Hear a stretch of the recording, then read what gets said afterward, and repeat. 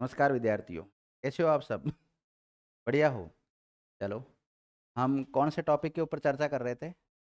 मूल अधिकारों के ऊपर चर्चा कर रहे थे और उस पे अनुच्छेद 19 चल रहा था ना। और अनुच्छेद 19 के सब क्लोज चल रहे थे और उनके बारे में थोड़ा बहुत लिखा भी था कि 19 क्लोज 1 क्लोज ए में वाक एवं अभिव्यक्ति की स्वतंत्रता है। इसको वैसे याद कर सकते हो, मतलब बोलने का अधिकार दिया गया है, बोलने की स्वतंत्रता दे रखी है। ये एक शब्दावली आपको याद नहीं होगी, वैसे वैसे याद रख लो। और 19 क्लोज 1 क्लोज बी में क्या है? सम्मेलन करने का, सभा या सम्मेलन बुलाने का अधिकार आपको। सी में क्या है? कि आप कोई संघ बना सकते हो। क्या कर सकते हो? संघ बना सकते हो। और डी में क्या दे रखा है? कहीं पर भी घूम सकते हो आप भारत में। और ई में क्या दे रखा है? कहीं पर भी आप रह सकते हो। फिर एफ हटा दिया। और जी में क्या दे रखा है? कहीं पर भी आप व्यापार कर सकते हो, नौकरी कर सकते हो जाकर। ऐसे याद करना है, ठीक है। अब एक एक को डिटेल से लिखेंगे, तो आप हेडिंग डालो 19 क्लोज 1 क्लोज ए। अनुच्छेद कौन सा आएगा? 19 क्लोज 1 क्लोज ए। हिंदी में क्या लिखेंगे इसको? क्या लिखेंगे? एक ही जगह क्या लिख सकते हैं आप? क्या लिख सकते हैं। लेकिन कुछ क्या ज़्यादातर एग्जाम ऐसे आती है, बाय लैंग्वेज आती है ना। तो अगर हिंदी में समझ में नहीं आ रहा कै की जगह पे क्या आएगा, तो उधर इंग्लिश वाले पार्ट को देख लेना, अपने को उसमें चेक कर लेना है। अगर कभी लगे ना कि यार इसकी जगह पे क्या होगा, क्योंकि ये तो चलो अभी तो कम हम देख लेते हैं कि भाई बी की जगह पे क्या आता है, सी की जगह पे क्या आएगा, डी की जगह पे क्या आएगा, कैसे हम तुलना करके देख सकते हैं। लेकिन उसमें थोड़ा सा चेंज रहता, उसमें सेम रहता है इंग्लिश वाला, तो उसको याद कर सकते। लिखो इस अनुच्छेद में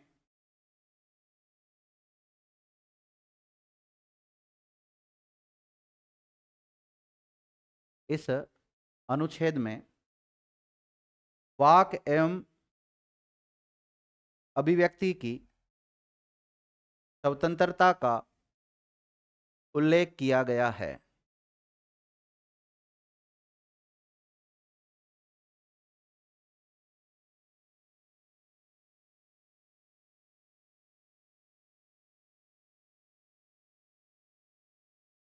लिख लिया? वाक एवं अभिव्यक्ति की स्वतंत्रता का उल्लेख किया गया है। देखो, इसी अनुच्छेद के अंतर्गत इसी अनुच्छेद के अंतर्गत प्रेस की स्वतंत्रता का उल्लेख भी किया गया है। किसकी? प्रेस, मीडिया होती है ना, प्रेस की स्वतंत्रता का उल्लेख भी किया गया है। आपसे पूछा जाए प्रेस जो होते हैं ना, मीडिया, उसकी स्वतंत्रता का उल्लेख कौन से आर्टिकल मिलता है बताओ? 19 क्लोज 1 क्लोज ए में मिलता है। किस में मिलता है? और वाक एवं अभिव्यक्ति के उल्लेख भी किस में मिलता है? 1 में मिलता है। क्या बताना आपको, क्योंकि हम 19 क्लोज 1 तो पढ़ ही रहे हैं और उसका ए बी सी ऐसे बता दिया। लिखो,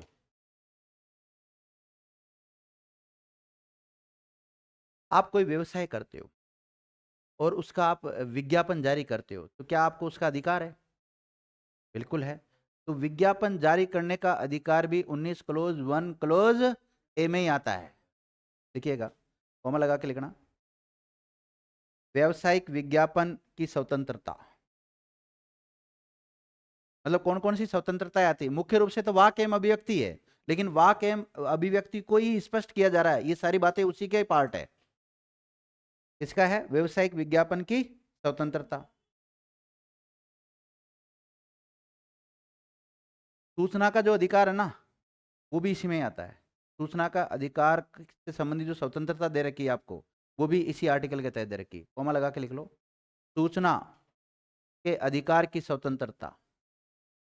सूचना के अधिकार की स्वतंत्रता।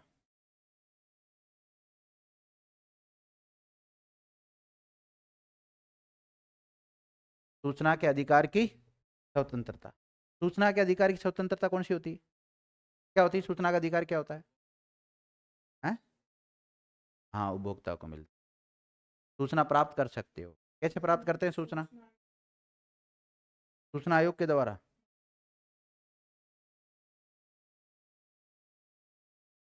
तो उसकी फिर हम आगे शिकायत कर सकते हैं। लास्ट अंतिम होता है राष्ट्रीय सूचना आयोग है, और राजस्थान में भी राज्य सूचना आयोग होता है, ध्यान रखना। अगला फैक्ट लिखो,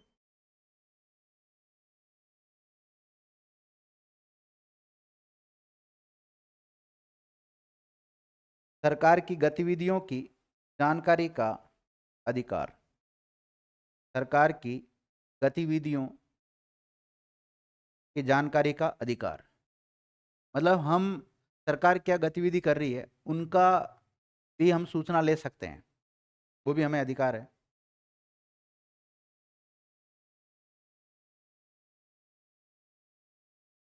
देखिएगा, सूचना के अधिकार पर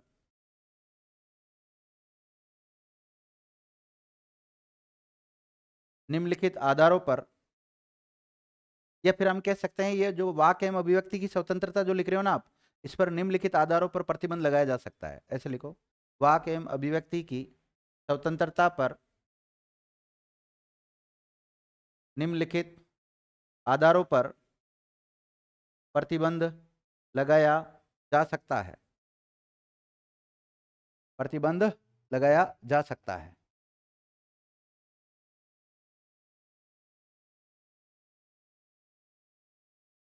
प्रतिबंध भी लगा सकते हैं। लिखो पहला, भारत की एकता एवं संप्रभुता के आधार पर, भारत की एकता और संप्रभुता को अगर किसी प्रकार का कोई खतरा पहुंच रहा है तो ऐसे में जो वाक एवं अभिव्यक्ति की स्वतंत्रता का अधिकार दे रखा है उस पर क्या लगाया जा सकता है? प्रतिबंध लगाया जा सकता है। कौन से आर्टिकल के तहत लगाओगे? 19 क्लोज 2 क्लोज ए के तहत। कोमा लगा के ये दूसरा पॉइंट लिखो इसी में, राज्य की सुरक्षा का कोई मामला हो तो, राज्य की सुरक्षा, राज्य की सुरक्षा से संबंधित कोई मामला हो तो भी क्या लगाया जा सकता है? वाक एवं अभिव्यक्ति की स्वतंत्रता पर प्रतिबंध लगाया जा सकता है। या कोई सार्वजनिक आदेश जारी हुआ है तो ऐसी स्थिति में भी लगाया जा सकता है। सार्वजनिक आदेश से, सार्वजनिक आदेश जारी कर भी इन पर प्रतिबंध लगाया जा सकता है।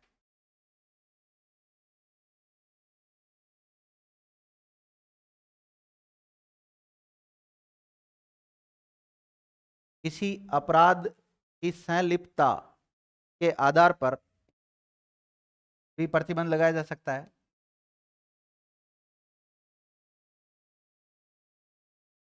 अपराध की संलिप्तता के आधार पर भी प्रतिबंध लगाया जा सकता है।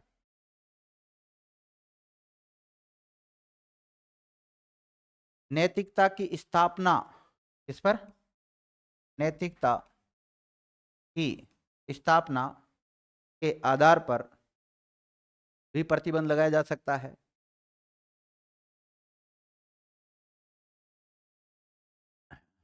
देखो, ये नहीं कि विद्यार्थियों आपको ये स्वतंत्रता दे दी तो आप किसी भी प्रकार से बोल सकते हो। कोर्ट के खिलाफ नहीं बोल सकते हो आप, सुप्रीम कोर्ट और हाई कोर्ट के खिलाफ नहीं बोल सकते हो। अगर सुप्रीम कोर्ट और हाई कोर्ट की अगर आप अवमानना करते हो तो आपके खिलाफ कानूनी कार्रवाई भी होती है। तो ऐसे में आपको बोलने से रोका जा सकता है। तो आप ये लिख सकते हैं, न्यायालय की अवमानना पर प्रतिबंध।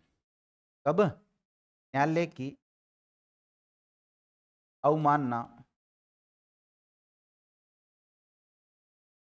पर प्रतिबंध लगाया जा सकता है। अगर आप न्यायालय की अवमानना करते हैं तो ऐसे में जो आपको वाक एवं अभिव्यक्ति की स्वतंत्रता दे रखी है पर क्या लगाया जा सकता है? प्रतिबंध लगाया जा सकता है।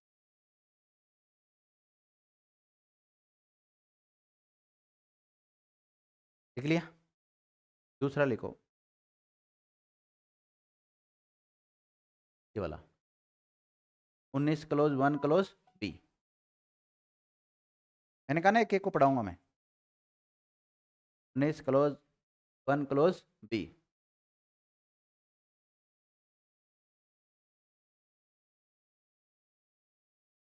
देखो, सभा या सम्मेलन करने की स्वतंत्रता का उल्लेख है। इस अनुच्छेद में किस बात का उल्लेख मिलता है? देखो, इस अनुच्छेद में सभा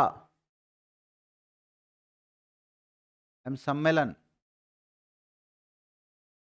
सभा एवं सम्मेलन करने की स्वतंत्रता का उल्लेख मिलता है, का उल्लेख मिलता है।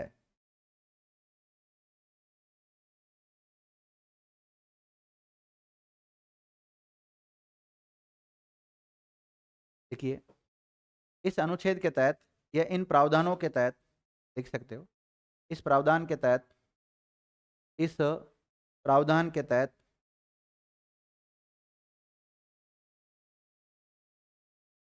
बिना हथियारों के, बिना हथियारों के शांतिपूर्ण तरीके से, कौन से तरीके से? शांतिपूर्ण तरीके से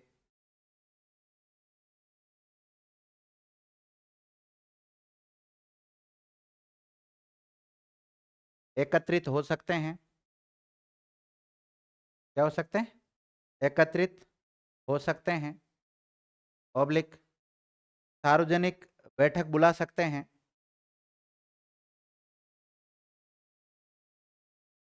सार्वजनिक बैठक बुला सकते हैं। सार्वजनिक रूप से प्रदर्शन कर सकते हैं। कई बार जाते हैं ना हम प्रदर्शन करने, भर्ती को रद्द करो नारे लगाते हैं, तो कर सकते हो, नारे लगा सकते हो आप, ये आपका अधिकार है।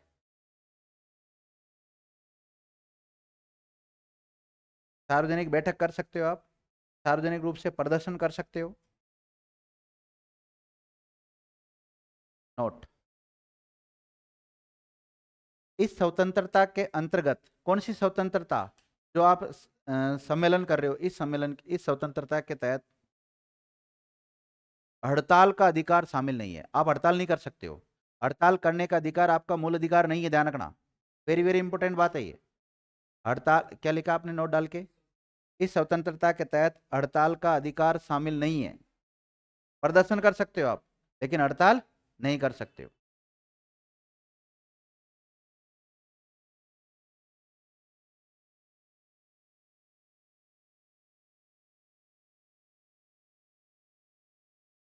देखिएगा, राज्य चाहे तो इस स्वतंत्रता पर निम्नलिखित आधारों पर प्रतिबंध भी लगा सकता है। राज्य चाहे तो निम्नलिखित आधारों पर प्रतिबंध भी लगा सकता है। लोकेश, नींद आ रही है? फिर इससे थका थका महसूस कर रहा है। गाँव जाके आया है? काम करवाया घर वालों ने? काम करवाया? फिर कोई भी काम करवा ले, घर वाले खाद कोई सब काम करवा सकते हैं। ब्याह शादी में गया होगा रे? ब्याह में गया था ऐसे ही चलो, लिख लिया? क्या लिखा है? निम्नलिखित आधारों पर प्रतिबंध भी लगा सकता है, जैसे भारत की एकता और अखंडता के आधार पर, मतलब भारत की एकता और अखंडता को किसी प्रकार से खतरा होना, तो इस, क्या लगाया जा सकता है? इस प्रकार की स्वतंत्रता पर प्रतिबंध लगाया जा सकता है। भारत की एकता और अखंडता को खतरा होने पर, जरूर नहीं खतरा हो जाए, खतरा की अगर आशंका भी है ना, तो भी प्रतिबंध लगा दिया जाता है। जैसे आप कह रहे हो सर हम तो यहाँ पटेल मैदान में क्या करेंगे, सम्मेलन करेंगे। अब आपको पता है, और इसमें आएंगे 2 करोड़ लोग, कितने आएंगे? अब 2 करोड़ लोग इसमें आ जाएंगे क्या? चलो आप आते रहेंगे जाते रहेंगे, लेकिन पूरे शहर की यातायात व्यवस्था कैसी हो जाएगी? खराब हो जाएगी। तो यहाँ का जो प्रशासन है वो आपको राय देगा, एक काम करो आप उधर कर लो, काइड के उधर, उधर पूरा खुला है, उधर बाहर से आना, बाहर के बाहर ही चले जाना। दे सकते हैं ना सजेशन। तो यातायात व्यवस्था को लेकर भी प्रतिबंध लगाया जा सकता है। देखिएगा, हाँ, यातायात व्यवस्था को लेकर भी प्रतिबंध लगाया जा सकता है।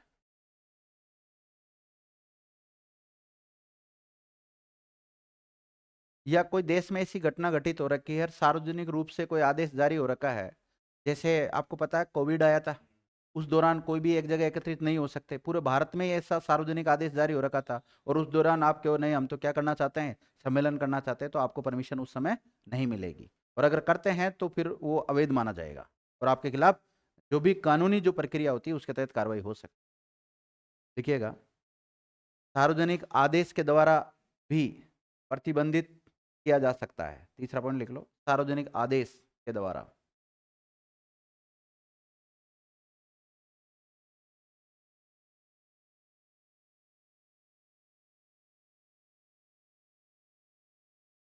लिख लिया?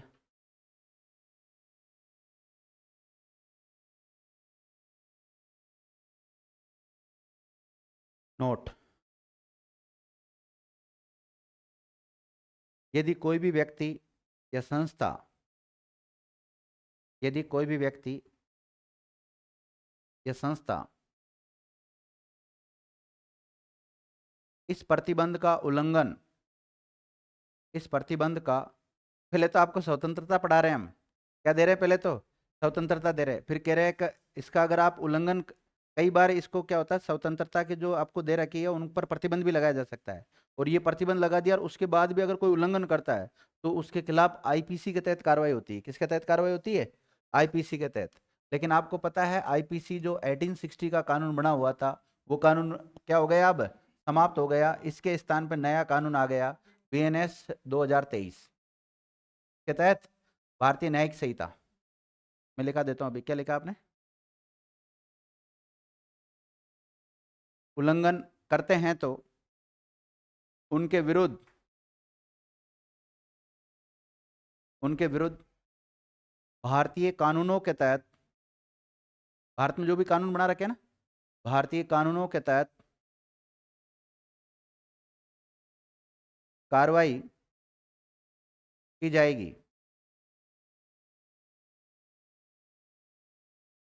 जैसे पहले या पूर्व में, जैसे पूर्व में, जैसे पूर्व में भारतीय दंड संहिता 1860, कानून का नाम क्या था? भारतीय दंड संहिता 1860, तो ब्रैकेट में लिख लो आईपीसी 1860 के तहत कार्यवाही की जाती थी। लेकिन वर्तमान में आईपीसी के स्थान पर भारतीय न्याय संहिता, भारतीय न्याय संहिता 2023 वाले कानून के तहत की जाएगी, है ना, कार्रवाई की जाएगी। समझ जाओगे?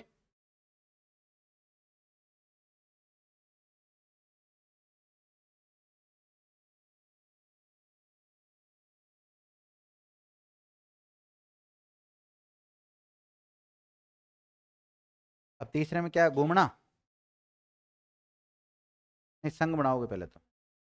देखो, संघ बनाने का अधिकार।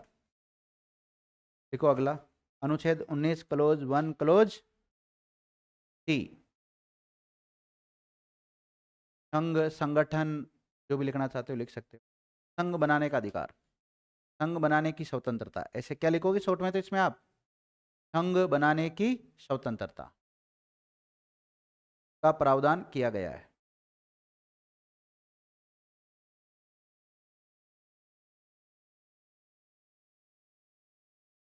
देखिएगा, यह अनुच्छेद,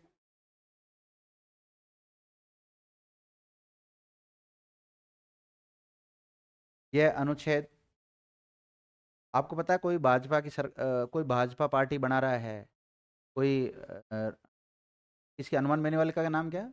रालोप, आरएलपी बना रहा है, कोई कांग्रेस बना रहा है, या कोई अन्य दल बना रहा है, तो ये सारे जो दल बनाने के जो अधिकार दिए, जो संगठन बनाने के अधिकार दिए हैं, वो इंडियन कॉन्स्टिट्यूशन ने दिए आपको, भारतीय संविधान ने दिए हैं, जो कि मूल अधिकार है आपके साथ। तो ये सारे राजनीतिक दल वगैरह जो बनते हैं ना, इनको मूल अधिकारों में भी उल्लेख कर रखा है इनका। हालांकि दल का उल्लेख नहीं कर रखा उन्होंने, उन्होंने कहा कि आप एक संघ बना सकते हो, तो उनका संघ ही तो है ये पूरा, संगठन ही तो होता है उनके पार्टी का।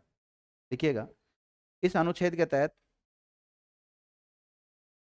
राजनीतिक दल और सहकारी समितियों के गठन का अधिकार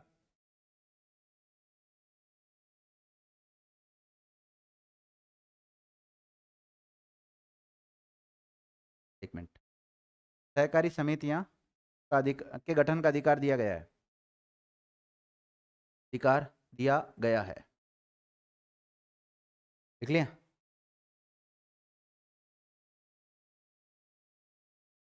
अब आपको पता कई राजनीतिक दल बन रखे हैं, क्षेत्रीय दल भी होते हैं। अगर कोई राज्य का दर्जा, राज्य स्तर का भी दल होता है, राजनीतिक दल नहीं होते कई, और कई राष्ट्रीय दल भी होते हैं, जैसे कांग्रेस है, बीजेपी, ये सब राष्ट्रीय दल है। लेकिन ये जो आरएलपी वगैरह है, ये राज्य स्तर के दल है। और इनसे छोटे और भी होते हैं, जैसे क्षेत्रीय स्तर पे होते हैं, आपके गांव स्तर पे होंगे, कस्बा स्तर पे दल होंगे। तो ऐसे सारे दल संगठन बना आप सकते हो। उसके अलावा सहकारी समितियों का गठन किया गया 97वां संविधान संशोधन 2011 के तहत। नोट, इसी अधिकार के तहत या इसी स्वतंत्रता के तहत 97वें संविधान संशोधन, कौन सा, 97वां 97वां संविधान संशोधन 2011 के तहत, 2011 के तहत सहकारी समितियों को संवैधानिक दर्जा भी दिया गया। क्या दिया गया? संवैधानिक दर्जा भी दिया गया। आपसे पूछा जाए सहकारी समितियों को संवैधानिक दर्जा कौन से अमेंडमेंट के तहत दिया गया था? 97वां संविधान संशोधन 2011 के तहत दिया गया था। उससे पहले सहकारी समितियां होती थी, लेकिन उनका प्रावधान, उनके बारे में जो संवैधानिक प्रावधान नहीं कर रखा था। संवैधानिक प्रावधान कब से किया गया? 97वां संविधान संशोधन 2011 के तहत किया गया विद्यार्थी। और इसके तहत इंडियन कॉन्स्टिट्यूशन में एक भाग भी जोड़ा गया। संवैधानिक दर्जा देंगे तो संविधान मूल्य करेंगे, संविधान मूल्य किया तो भाग 9 बी जोड़ा गया। कौन सा? भाग 9 बी जोड़ा गया, भाग 9 ख जोड़ा गया। लिखिएगा, कंटिन्यू में लिख लो। सहकारिता का उल्लेख या सहकारी समितियों का उल्लेख भारतीय संविधान के भाग 9 ख, कौन सा भाग अलग होता है, आर्टिकल अलग होते हैं, ध्यान रखना। भाग 9 बी, 9 बी में ना, भाग 9 बी में अनुच्छेद 243, कौन सा आर्टिकल? 243 जेड से जेड एच से 243 जेड टी में उल्लेखित किया गया है। तो आपसे पूछा जाए, जो सहकारी समितियां होती है या सहकारी जो संगठन होते हैं, उनको संवैधानिक दर्जा कौन से अमेंडमेंट के तहत दिया गया था? 97वां संविधान संशोधन 2011 के तहत दिया गया था। और इंडियन कॉन्स्टिट्यूशन में, भारतीय संविधान में कौन सा भाग जोड़ा गया? 9 बी जोड़ा गया है। और 9 बी में कौन से आर्टिकल आते हैं? 243 जेड एच से लेकर 243 जेड टी तक आते हैं। कौन से आते हैं? जेड टी तक आते हैं। और वैसे आपको टेंशन लेने की जरूरत नहीं है, ये लाइन अगर आपके समझ में नहीं आई ना, कोई दिक्कत नहीं है, क्योंकि अभी तो हम भाग कौन सा पढ़ रहे हैं? 3 पढ़ रहे हैं। कौन सा भाग पढ़ रहे हैं? 3 पढ़ रहे हैं। मूल अधिकार का उल्लेख कौन से भाग मिलता है? 3 में मिलता है ना। अभी पढ़ेंगे फिर 4, फिर 4 ए, फिर 5 पढ़ेंगे, फिर 6 पढ़ेंगे, फिर 7 पढ़ेंगे, फिर 8 पढ़ेंगे, फिर 9 पढ़ेंगे, फिर 9 ए पढ़ेंगे, फिर 9 बी पढ़ेंगे, फिर 10 पढ़ेंगे। तो 9 बी तो वैसे ही पढ़ना है। तो ये तो एक लाइन है, यहाँ तो पूरा चैप्टर पढ़ेंगे हम, पूरा पढ़ेंगे उसमें। 243 जेड एच में क्या है? एच के बाद में क्या आता है? एच के बाद में क्या आता है? आई। 243 जेड आई में क्या लिखा हुआ है? ऐसे पढ़ेंगे। आई के बाद में क्या आता है? जे में क्या लिखा हुआ है? के में क्या लिखा हुआ है? सबको पढ़ेंगे एक एक को। ठीक है ना? तो ये तो केवल वैसे एक लाइन आपको लिखा दी। क्या लिखा आप लोगों ने इसमें?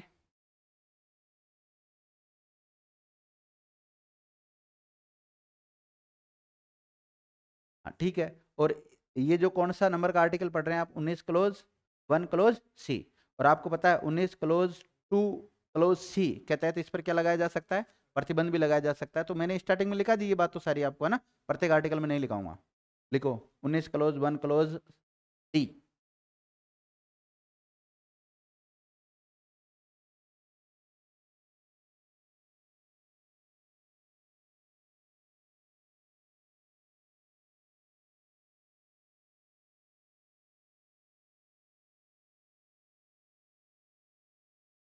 लिख लिया विद्यार्थियों? क्या लिखा है? 19 क्लोज वन क्लोज डी। क्या है इसमें? घूमने वाली बात होगी। हाँ, तो लिखिएगा, इस अनुच्छेद में उल्लेखित है कि, इस अनुच्छेद में उल्लेखित है कि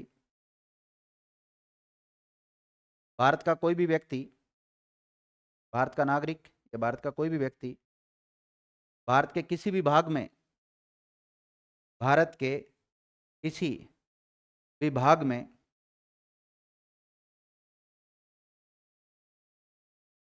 विचरण कर सकता है, घूम सकता है। विचरण का मतलब क्या है?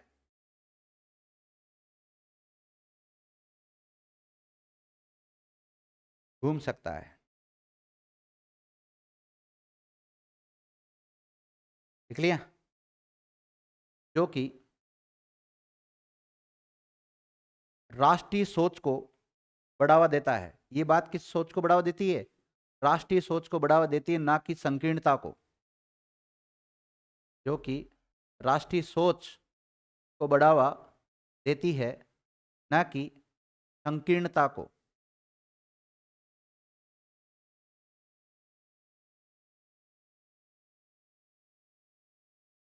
लिखिएगा। लेकिन निम्नलिखित आधारों पर, लेकिन निम्नलिखित आधारों पर प्रतिबंध भी लगाया जा सकता है। किस पर? घूमने पर, है ना। लेकिन निम्नलिखित आधारों पर प्रतिबंध भी लगाया जा सकता है।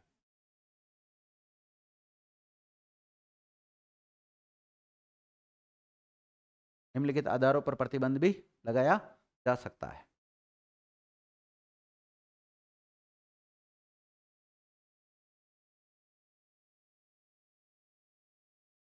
लिखो, पहला पॉइंट लिखो उसमें, यदि उसमें आम लोगों का हित छुपा हो, यदि उसमें आम लोगों का हित छुपा हुआ हो,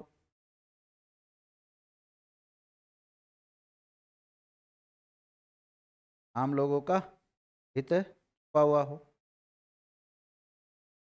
दूसरा पॉइंट लिखो, किसी अनुसूचित जनजाति की सुरक्षा का हित छुपा हो। समझ गए ना? मैंने कहा ना, जो आदिवासी इलाके होते हैं उनमें कई बार जाने से रोक दिया जाता है ना, क्योंकि जो आदिवासी लोग होते हैं वो सामान्य लोगों के संपर्क में नहीं आना चाहते हैं। वो अपने आप को असुरक्षित महसूस करते हैं। जैसे शहरी लोगों को देखते हैं ना, वो तो असुरक्षित महसूस करते हैं, वो उनके लोगों में मस्त रहते हैं वहीं। तो वहां पर फिर जाने से आपको क्या कर दिया जा सकता है? प्रतिबंधित कर दिया जा सकता है।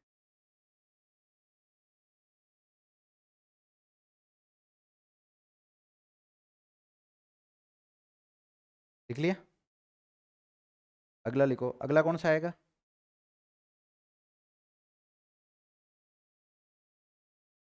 इसके अलावा जो वेश्यावृत्ति के अड्डे होते हैं ना, वेश्यावृत्ति के जो अड्डे होते हैं क्या, हाँ, रेड लाइट एरिया, उसमें भी जाने से रोका जाता है। अगला, ये तीसरा पॉइंट ये लिख लो सुप्रीम कोर्ट के द्वारा,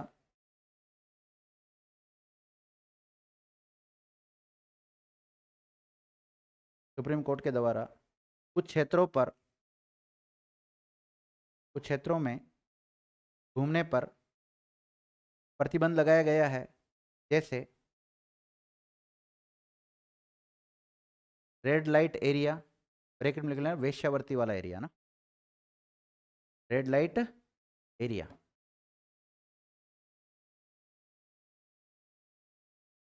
या कोई ऐसा क्षेत्र जिसमें पेशेवर अपराधी रहते हैं। हाँ, जुए के अड्डे हो गया, या फिर ये नक्सलवादी जो इलाके होते हैं ना, पेशेवर अपराधी मान लो आप, एक बार लिख लो, कोमा लगा के लिखना, पेशेवर अपराधी वाला इलाका, इनमें भी जाने से रोक दिया जाता है।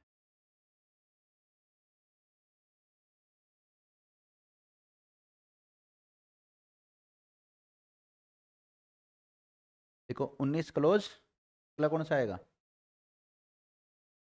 19 क्लोज 1 क्लोज ई।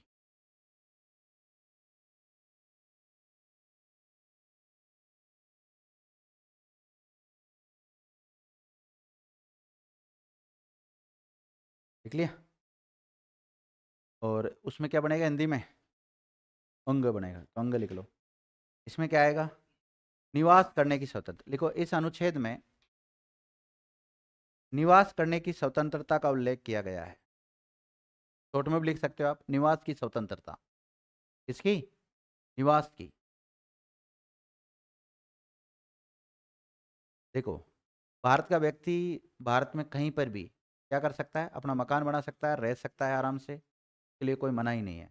पहले बीच में था कि जम्मू कश्मीर वाले इलाके में नहीं रह सकता था, लेकिन आपको पता है जितनी भी आपको स्वतंत्रताएं दे रखी है, इन पर प्रतिबंध लगाया जा सकता है। जैसे आप बॉर्डर पर रहते हो तो कई बार बॉर्डर से आपको भगा दिया जाता है, बॉर्डर पे आप जाके निवास नहीं कर सकते हो।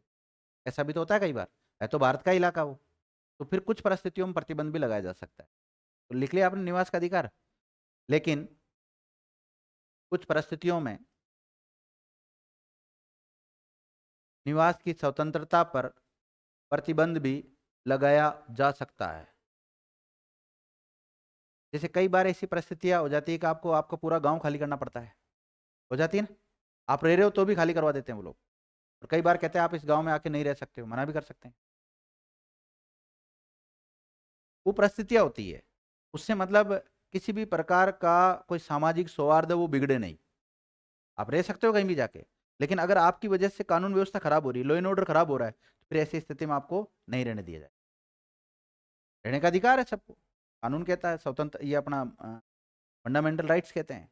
लेकिन फिर भी लोक व्यवस्था बना के रखने के लिए, जैसे माना कि आप ऐसा इलाका है, मुस्लिम इलाका पूरा, उसमें आपका एक घर है और आप तो कहो मैं तो यहीं रहूँगा, तो सरकार चाहेगी भाई, अगर और हिंदू मुसलमानों के बीच में कोई झगड़ा हो जाता है तो आपके परिवार को वहाँ से खाली करवाया जा सकता है। क्यों? क्योंकि कभी भी मार सकते हैं इसको, ये थोड़ी आपके चारों तरफ पुलिस लगा के रखेंगे, और कितनी पुलिस लगाएंगे, वो तो पूरा लाखों की संख्या में है, और आप अकेले क्या कर लोगे? फिर ऐसी स्थिति में आपको वहाँ से खाली। देख लिया? 19 क्लोज 1 क्लोज एफ में क्या है? नहीं है क्या, था क्या? संपत्ति का अधिकार था, वो समाप्त हो गया, उसको लिखने की आवश्यकता नहीं। अब लिखो 19 क्लोज 1 क्लोज जी।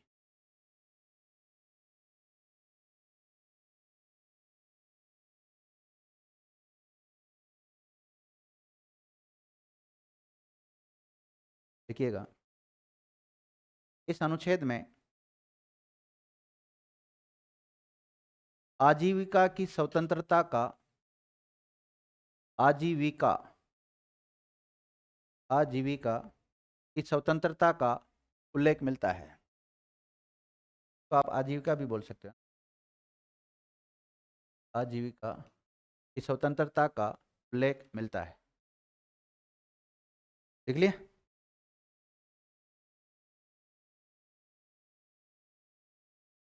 देखिएगा, लेकिन राज्य चाहे तो इस पर भी प्रतिबंध लगा सकता है।